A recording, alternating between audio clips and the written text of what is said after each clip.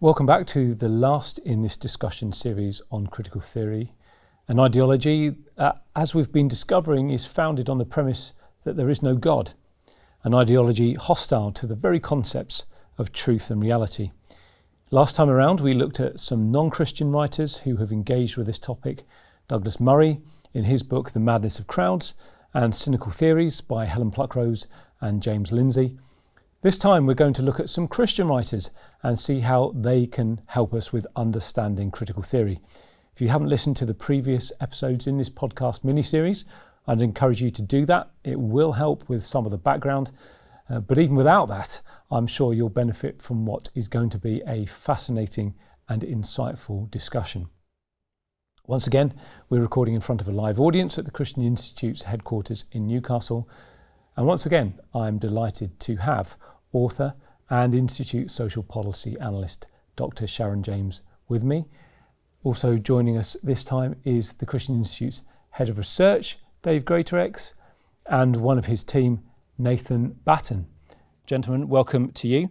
We're going to start with this book, if I may, Christopher Watkin, Biblical Critical Theory, How the Bible's Unfolding Story Makes Sense of Modern Life and Culture. It's published just at the end of last year, and judging by the reviews anyway, it looks set to be popular, it looks set to be influential, though I dare say that some may find it a little on the academic side perhaps. But we're talking about Christian and non-Christian responses to critical theory. So I want to start with what you might think is a slightly odd question given its title. Is it about critical theory at all? Not really. I think this book is a little bit like you've read reviews and everyone's been telling you that the sort of fish and chip shop down the road is the best fish and chip shop you can go to, but you turn up and they don't sell fish and chips. It says, the title of the book is Biblical Critical Theory, and you're expecting something about critical theory. He begins the book by saying there have been some great works in this topic, Augustine's City of God, some classics, some Christian greats, and you start reading and you think, oh, actually, what is this about? You're expecting it either to be massively controversial on the one end, or on the other end, something revolutionary, something that's going to help you live your life as a Christian day to day. And actually, it's neither. I think perhaps he's got confused between the concept of critical theory and critical thinking, and certainly the latter is what he's trying to apply throughout the book. How can we apply critical thinking to a lot of philosophical questions as we walk in our Christian journey? I think you're right, because you come and you might have expected, and I expected that, well, perhaps this is going to be how to use the Bible to critique critical theory, or perhaps conversely, somehow trying to reconcile the two, although given some of the reviewers, I suspected that probably wasn't the case. But it's neither one of those. And I think you're right. It could be sort of using the Bible for critical thinking, or applying critical thinking as we read the Bible, or something like that. But it doesn't seem, biblical critical theory doesn't seem to be quite the right take. Yeah, I think that's right. I mean, I think we're talking about it here today because it has critical theory in the title, and this is a discussion about... And it's likely to be well read. Yeah, exactly. But if you were evaluating the book purely on its content, we wouldn't be discussing it here, because that's not what it's about. It's interesting, again, I agree with Nathan. He said, talks about the ambition that's expressed in the introduction in terms of City of God and so on, and doing a modern day take on that. But then by the conclusion, he somewhat dials back what he's actually tried to achieve. So he very much talks in the conclusion about it being a roadmap for others to follow, and says he's very conscious of the gaps and the need for the detail work on public policy responses to be done by others later on. So it's a lot less ambitious, I think, in his conclusion as to what he's done than he seemed to set out in the introduction. He describes his own background and how when he was at university he was looking for something to, from a biblical perspective, to help him to have a worldview. that would compete with the various philosophies of views of the world he was being taught at university, and he felt there was a real lack of Christian response. And so that's what he's seeking to provide. So whether or not he achieves that is a different question, but that's not what critical theory is. I think he actually redefines critical theory in his introduction to justify his title, but he's not engaging with critical theory, as you say. Does it risk leaving people thinking that critical theory is some sort of neutral or harmless or even helpful? So just one quote. Critical theory aims to make visible the deep structures of a culture in order to expose and change them. It means to not just accept what a culture says about itself, but also to see what is really going on beneath the surface. But as we've discussed in previous episodes, the aim of critical theory is an aim to undermine social norms, the family, biological sex, Christian morality, the biblical worldview, because these are oppressive, repressive, and prevent the individual from being their true self. And my slight concern was that, given that it's likely to be quite popular, whether people would be left thinking, this is the toolkit that I need to understand critical theory, when, well, as you've just said so well, I mean, clearly it's not that. It's not trying to give a biblical response to critical theory. It's not advocating critical theory, at least in the way that most people are using the label, as we've previously discussed. So if it's not doing that, what is it trying to do? I think it's trying to provide a pair of glasses. It sort of thinks, I've got this pair of glasses that when you put on, you're going to be able to understand the world in a better way. But it's interesting what Watkin thinks are the important issues that we need to understand. They're often very abstract. It doesn't touch really on the issues that, say, the Christian Institute are concerned on gender, on abortion, on marriage, but it tends to focus on elements of abstract philosophy, on epistemology, on being abstract or being more concrete. And actually, people may find this very interesting, but I don't think that when we're talking about our walk through our Christian life, our day-to-day battle with, the powers that be, people are going to find anything in here helpful. And I think that's the drawback, really, because you come to it with one expectation, and actually that expectation's broken. If it were called biblical critical thinking or a biblical engagement with philosophical ideas, you might think, actually, this is really helpful. This has got some good bits. But the worry is if someone's going to be thinking about some of the things that are mentioned in Sharon's booklet, which I know we're going to talk about later, and they think that this is going to help deal with some of those issues, they're going to get to the end of it and they're not going to be equipped to do that. But he wants to set up as being Augustine's city of God, New Augustine city of God. How's he go about trying to do that? Well, so one of his big themes is to go through the Bible storyline. So he says he's seeking to evaluate culture through the storyline of the Bible. So he starts out, as you'd expect, in Genesis and works his way through. What's interesting for me is that the Genesis chapters, I think, are more fully developed. And in fact, he had a previous book called Thinking Through Creation. I think that was published in 2017, which is the first part of this book, actually. And as I say, just back to the question about the title, because it was called Thinking Through Creation. And he says in Thinking Through Creation, this is part of a larger work called Thinking Through the Bible.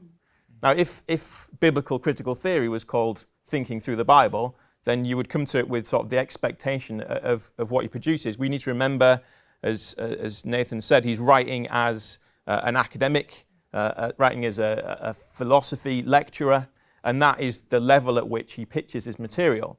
So it does have that philosophical application and use, but in terms of a practical application use, it's somewhat more limited. And so he wants to set out, he says in the introduction, to answer the question, so what? He says one alternative title for the book could have been The Bible, So What? And so I come to that thinking, I believe the Bible so what? How do I put that into practice? But that's not what he's getting at all. So you still get to the end of the book and you're left with the question, so what then? So all of this you've taught me after 600 plus pages, so what in terms of practical engagement with the issues that are facing Christians today? So I was going to ask, he sets out with that so what question, does he succeed? I think what I'm hearing here is no. Just very briefly, because I'm conscious of time, one of the tools that he frequently uses in the book is to do with dichotomies and diagonalization. If people are going to read it, can you just very briefly, if you can, because I know there's lots that could be said about it, can you just sort of sum up that as a tool and perhaps what the problem with that might be? It's the general idea that you take almost two extremes and you diagonalize them. So you join them together by something that almost transcends or improves those two extremes. So love and justice are one of the examples. Exactly. So love and justice. And what he would say is actually in the Bible, we've got the biblical worldview gives us something which transcends that. We don't just have this concept of justice and punishment and there's no sort of mercy, but at the same time we don't have a sort of soppy sentimental love that means we never think there should be discipline or punishment. Actually, what's the biblical truth? It lies somewhere in between, or at least it transcends those two realities. The problem with that is that it simply doesn't always work. Who determines what the diagonalizations are if you're going to apply this in principle? Can you have male, female, and diagonalize that through the middle and say we've got something non-binary there? Now, of course, he doesn't do that, and almost certainly he wouldn't advocate that. But the point is that if you're going to say this is what we need to have in order to engage with the world, you've got to provide a consistent framework that works in all cases. And I just don't think diagonalization does do that. Well, that brings us then on to a couple of other resources. So if we can't look into Watkin, where can we look? Well, the late Melvin Tinker wrote That Hideous Strength. This is the 2020 edition, a deeper look at how the West was lost. The original version published in 2018. Takes the title from, I think, a 16th century poem. Then that was used by C.S. Lewis. Lewis was writing about a context in which the nature of identity and the value of life was being brought into question by the likes of Bertrand Russell just before him. The idea that intellectual elites can reshape what people know to be true. And now it's not the first book sort of addressing this. It's probably, I think, one of the more accessible ones. Practical, written with a pastoral heart, certainly brave in terms of the timing of writing it, very clear, courageous. And it calls attention to the threat of cultural Marxism in society, which he essentially uses synonymously with critical theory. And particularly, and this is the thing I want us to talk about now, is the impact on the church and the danger of compromising with it. So rather than asking us how this helps us understand critical theory, people can read it, I want to ask, pick up on the church point. He says that some areas of the church, some sections of the church have been lulled into accepting some of this thinking, perhaps particularly around things like social justice, if not actively, at least passively by not engaging with it or not challenging with it, because as long as we're okay to preach the gospel, that's okay. So that's very, very quick analysis, superficial analysis of what Melvin had to say about that. Do you agree with his analysis? Have sections of the church, Sharon, adopted human experience over Scripture? Absolutely, you can't argue with that. And I love this because I think that the difference in tone between Tinker and Watkin is that Watkin says some true things, but he's speaking in a very detached tone. He's essentially an academic, and he's sitting at a coffee table with some fellow philosophers and discussing things. Well, Melvin is coming at this as a pastor. He was a pastor for many years, and he was seeing the devastating impact in the lives of people, real people, old and young, men and women, all kinds of groups. What's the impact on them of this stuff? And it grieved him to his heart. And so he's speaking with a pastoral heart, but he was also an extremely bright man. He was very, very clever. So he understood the ideologies behind it. And he explains the ideologies simply enough to explain how they're entering the church. He was very good on how communications and entertainment industry and all of that is an entry point in. And he describes that very well. He describes the techniques used to get in very well. So I think that this book, it covers the history in an accessible way. It covers the current entry into the church in an alarming but truly alarming way. And I think that we can really be grateful for the work that he did on this. Well, Sharon, you've written in this area. You're many books to your name. I've just brought a few here. You've written Gender Ideology, which I don't have with me, What Christians Need to Know, How Christianity Transformed the World, A Student's Guide to Worldview, and they're both relevant to this discussion, as well as The Lies We're Told, the Truth We Must Hold, World's Views and Their Consequences. But I want to focus on this little booklet, Critical Theory, Challenging Truth and Reality, available to supporters free of charge. And it develops a number of the arguments that you first raise in Lies We're Told, Truth We Must Hold. I'm going to say, I think it's simple, it's straightforward, it gets right to the point. And that point being, critical theory is not some sort of benign toolkit. It's not even neutral. It's a class 1 threat to the church. It's quite practical. Gents, please weigh in at this point. Quite practical, I think, not just theoretical. And one of the things I picked up on is the fact that it draws a clear connection, I think, between some of the ideas associated with critical theory and the negative real world outcomes. So these things aren't just theoretical, they get lived out in the real world, and this booklet draws that connection. Yeah, so one of the things that you don't see in Watkin is a critique of how so he engages with individual philosophers, but he doesn't talk about how those ideas play out in their lives and in the lives of others. And that's something that Sharon in her work does bring out. She shows that when you put these ideas into practice, they're very destructive for the individuals concerned and for the people around them. And so that's very helpful.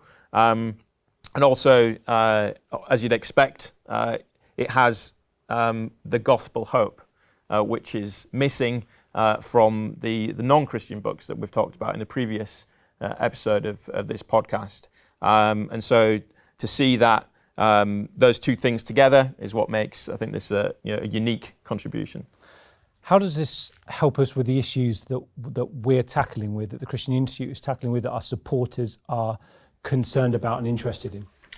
I think it helps us give that conceptual awareness. It's almost what we all assumed biblical critical theory was going to do. Actually, this does do. It's saying, how have we got to the point that we are now? How is it that someone can genuinely stand up on TV or in a political platform and say that there's no such thing as male and female? How is it that we're here? And actually this describes some of the philosophical developments that have permeated through the culture, that have affected the way in which actually everyone now thinks and sees because of how pervasive it's been.